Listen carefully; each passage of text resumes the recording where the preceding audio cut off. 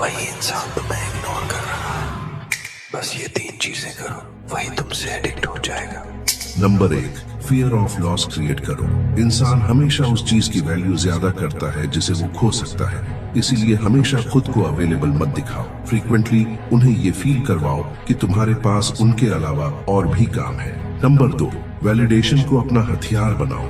बात बात पर उनकी तारीफ करना या कॉम्प्लीमेंट देना आपकी बातों की वैल्यू कम कर देता है। इसलिए जब सच में कुछ अच्छा लगे तभी कॉम्प्लीमेंट दो, और जब कोई चीज ना पसंद आए तो साफ साफ उन्हें सच बताओ। नंबर 3, अपनी लाइफ को इतना बेहतर बनाओ कि वो तुम्हारे बिना खुद को पीछे समझने लगे। साइकोलॉजी कहती है जब कोई देखता है कि तुम उसके बिना ग्रो कर रहे हो तो उनका दिमाग कंपैरिजन और इनसिक्योरिटीज से भर जाता है। यही सोच उन्हें तुम्हारी तरफ एडिक्टेड बनाती है। और अगर तुम इस सीरीज से जुड़ना चाहते हो तो हमें फॉलो जरूर करो।